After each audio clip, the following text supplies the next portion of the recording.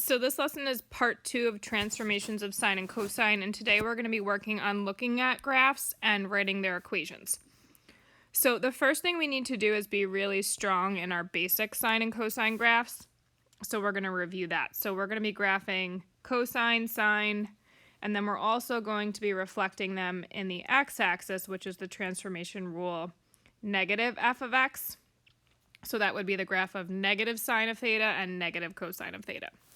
So starting out here, we're going to use our basic angles. So 0 at 90, we have pi over 2, pi, 3 pi over 2, and 2 pi. And to get ready to draw these graphs, we're going to put those angles on the unit circle.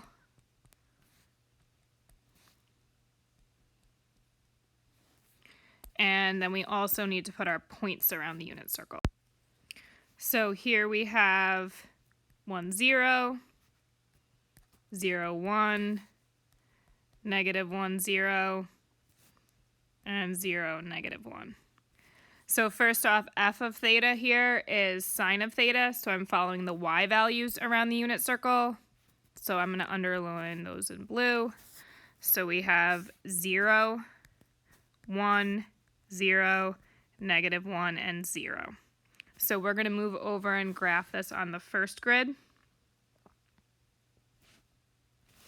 Now I can put all of the angles down, but since I've done this a bunch, I'm just going to label these multiples of pi. So this is my line for pi over 2, but here I'm going to put pi, line for 3 pi over 2, and then put 2 pi.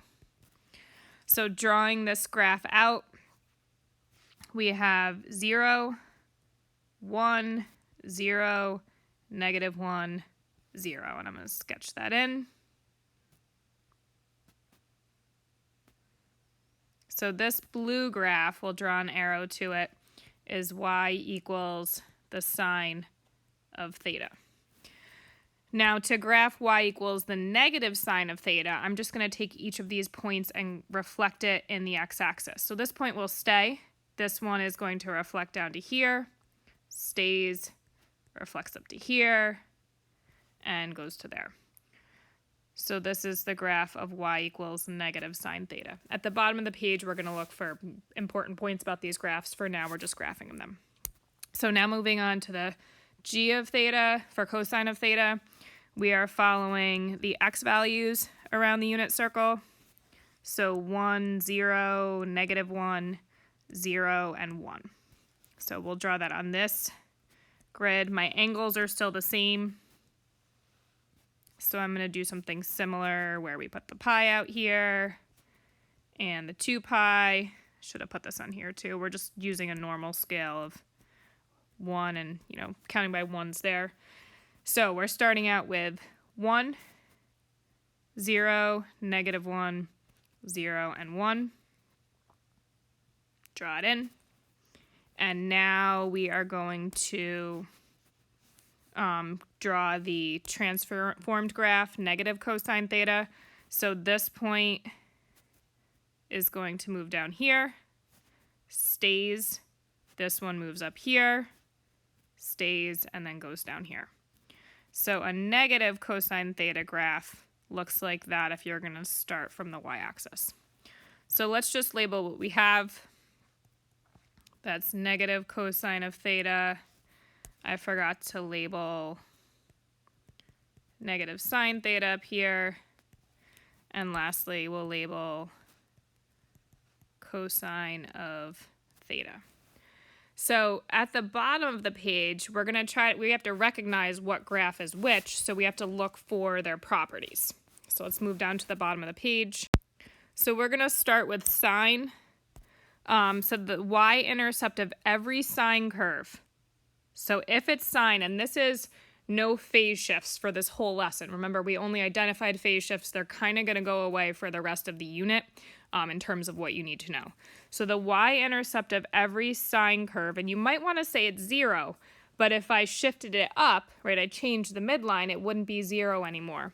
So the key is the y-intercept of every sine curve is always on the midline.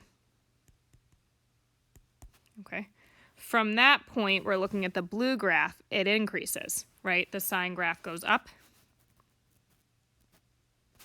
Okay. If the sine curve was reflected over the x-axis, it's still going to have the y-intercept on that midline, right? But it's going to decrease. So when the y-intercept is on the midline, you're working with a sine curve. Going up means it's positive sine, going down means it's negative sine. Moving to my cosine graphs, the y-intercept of a positive cosine curve, and this time we have to say positive because this answer is going to change, is always, not necessarily on 1 if we moved things around, but it's always at the maximum. Okay, so if you see a graph that starts on the y-axis at its maximum, that's positive cosine. From there, if you're at the maximum already, the only way you can go is down, so it has to decrease.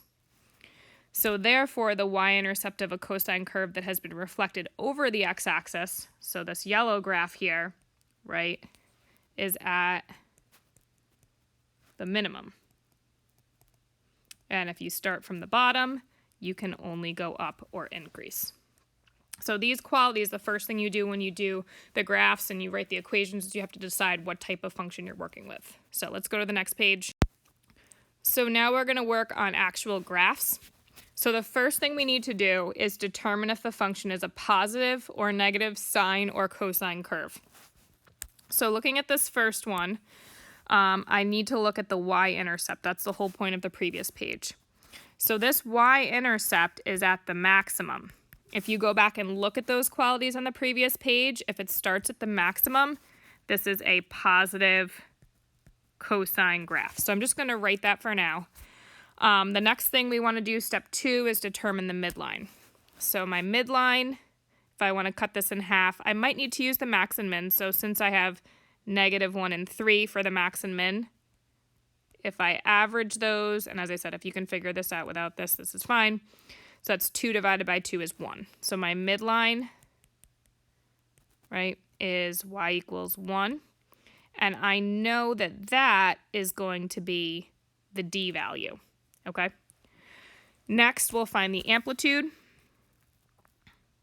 So from that midline up, it looks like the amplitude is 2. And that's going to be what we put in for A. We're going to decide if it's positive or negative based on that plus cosine, so we'll use that in a second too. The next step is to find the period. So we start from the y-axis, if possible, and we trace it out till we get to the spot where it would start again. So this is the trickiest part. Anything with the period is kind of tricky. So the period is pi. Now nicely, to get back to the b value, we use the same type of formula. So if we know b, 2 pi divided by b is the period. If we know the period, which is what we know, we can do 2 pi divided by that period to equal b. And if you solve this equation for the period, you would see why that makes sense. So to get my b value, 2 pi divided by the period, which is pi, this means the b value is 2. That should make sense because this graph is going twice as fast as a normal graph. It's done by pi instead of by 2 pi. So I'm going to kind of circle my important information. I know it's a cosine graph. I know the d value is 1. I know the a value is 2. And I know the b value is 2. So when we write our equation, we know this is cosine. It's positive, so I'm going to write a positive 2 for this a in the front. In parentheses, we're going to put 2, and then we'll use theta. I don't really care what you use, x theta. I'm just going to write a theta here. You can pick your variables. You could write f of theta here if you wanted to instead of y. That's fine. And then lastly, my d value is 1, so it's plus 1. Okay? Now here, I know it says that we could have this c value. We are not going to have that in this lesson. It says we will not be working with phase shifts, so the value of c is 0. So you can kind of ignore this piece for this lesson. So moving to the next one, and I'd probably watch this one. You could try it on your own if you feel like you're ready. First off, this graph starts on the midline, right? It goes up from there and then down lower. So this is a sine graph.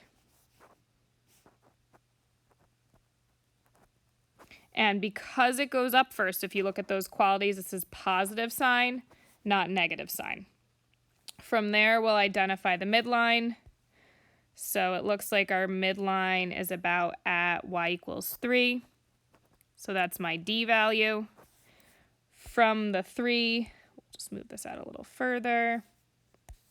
It looks like it goes from 3, and this one's kind of off a little bit. I'm just going to say it goes up to 6. So from 3 to 6, this is also 3. So that's my a value. So I'm just going to write what I have already, since this is a little messy.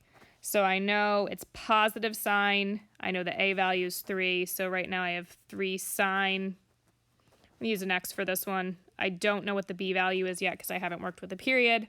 And then this 3 goes at the end. So this graph, if I trace it out, takes all the way out to 4 pi to finish one cycle of the graph, and then it would start the sine curve over again.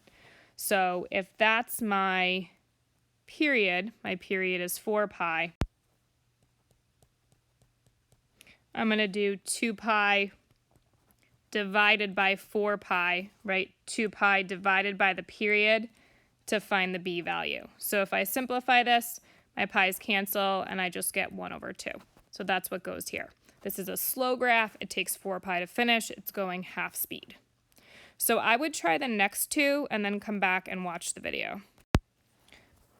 So on this graph, I notice that it starts at its minimum value, right? So that's a negative cosine graph based on that previous page. My midline is y equals 0, so my d value is 0.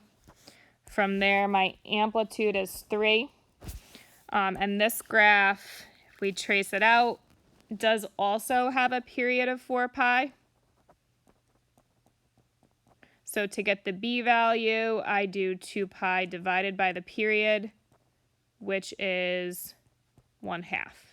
So writing out this equation, it's negative. So we're going to have negative amplitude is 3. So 3 cosine of 1/2 theta. Okay, and the d is 0, so I don't have to put anything on the end. On the last graph, if I look at this one, it starts on the midline, so I know it's sine, but it goes down first, so this is a negative sine graph. Midline is 0 again,